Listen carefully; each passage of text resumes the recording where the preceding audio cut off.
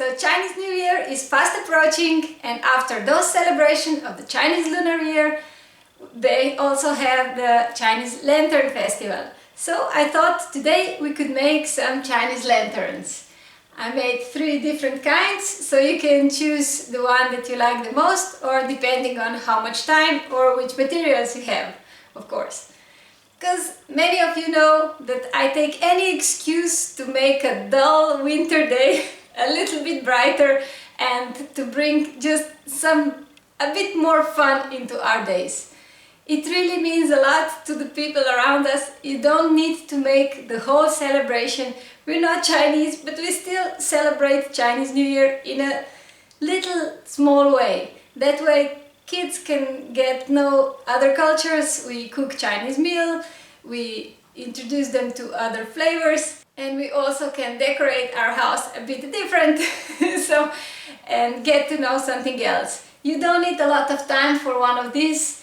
They're done in half an hour if you're not very skilled at that. I'm sure that Chinese people can make them in 5 minutes, but I'm also sure those are not the people who are watching this channel, because they already know how to do it very quickly. For the rest of us, here is a very beginner-friendly tutorial, and I hope this will make your life a little bit happier for one little moment.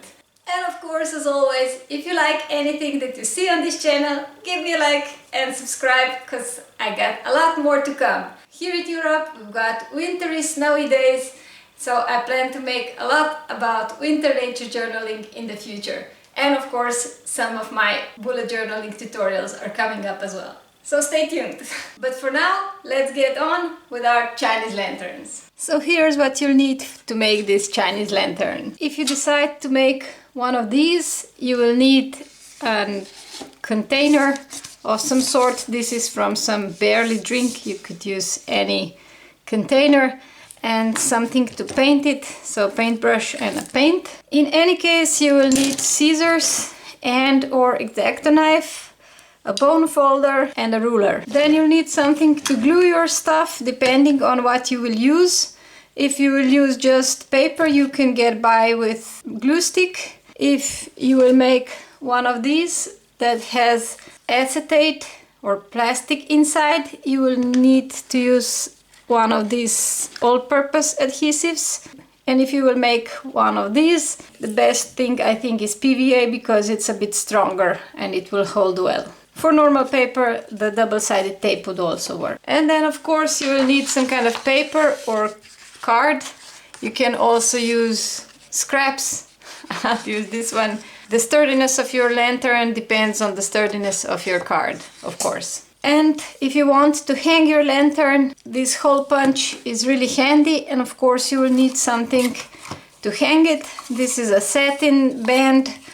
This is some kind of wire with some paper around it.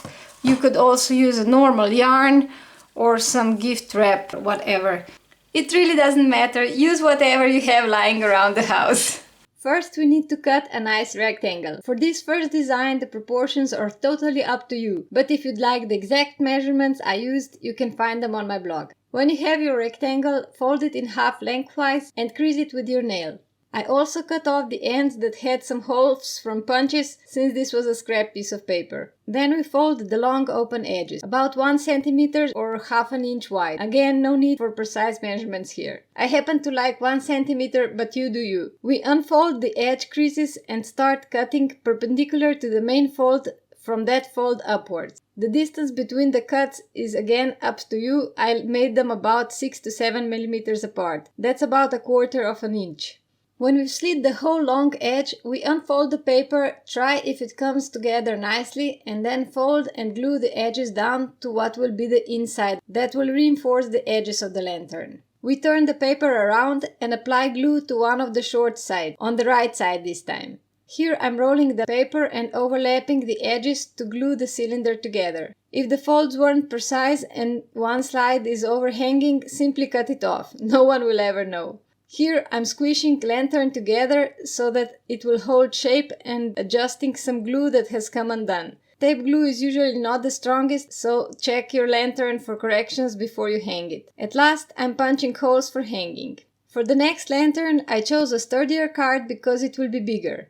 I cut a rectangle, scored the long edges with a bone folder. This time we will not fold it in the middle, but rather glue the edges onto a container. We still need the edge folds so we will know where not to cut. This time around we want round loops, so we will not fold the card, but just cut the slits with the ruler and an X-Acto knife or a scalpel, whatever you have. Again, the size of the paper stripes is up to you. I happen to like 1/4 to 1/2 inch. When we've cut everything, I fold the 2 creased edges and then gently shape the middle. You can use a paper roll to help you with that. Don't be too rough on the card or it will crease, and we don't want folds, we just want the loops to become round. Now we need to prepare our container. Before I do that, I always check if my paper is long enough. Better safe than sorry. Here I'm painting the container with red paint. You can use any acrylic paint or even tempera or gouache paint, since this will not be in water. When the container is dry, apply glue to one edge and glue the long edge of the paper to it. Overlap the ends so it will be sturdier. I cut off a part of my paper because the overlap was too big. One slot is enough of an overlap. I let it dry before I continue on the other side, otherwise it's much harder to work. Then I basically repeat everything on the other end. I just have to push the middle down because I deliberately made it larger because I want the loops all around. If you need measurements for everything, I have them listed on my blog, link is in the description. To hold the paper in place while it's drying, you can use a binder clip, bulldog clip, clothespin or something similar.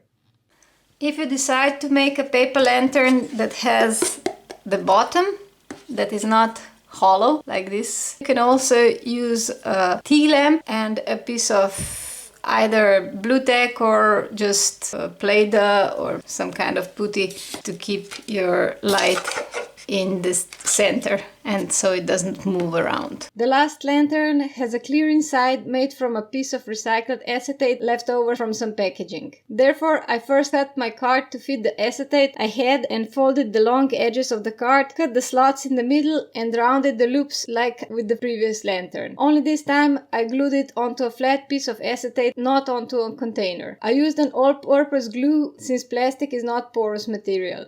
To press the pieces together, I used tape dispensers while the glue was drying. When it was more or less dry, I cut one loop off so I will be able to overlap the acetate. Of course, you could take that into account from the beginning and make the card 1 centimeter shorter than the acetate. But if you forget, like I did, it's pretty easy to fix. I overlap the acetate and glue it in place with all-purpose glue. Here we really need something to hold this acetate cylinder while it's drying because plastic will want to unroll if it's not held together.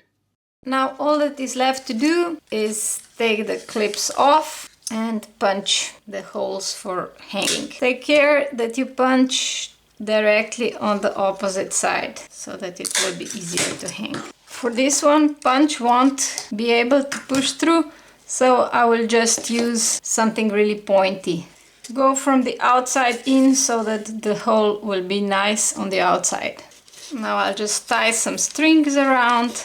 I'm just making a normal knot, not complicating much on this part, because this is very light and it will work in any case. If you want, you can use a yarn, and I'll show you another way of tying it up. Come from the outside in and then just tie both ends on the inside with just a simple knot. And then for the last one, take a piece of satin tape, and if you've got small holes, you can cut them on the angle so it's easier to fit in, and then just squeeze them together and it's much easier. Same on this side, and that's it. Let's see them in action. I hope you have a wonderful weekend, whether you celebrate Lunar Year or not. Even if you don't, you can still make some cute lanterns and eat delicious Asian food, and the normal January weekend will turn into something special that everybody will remember.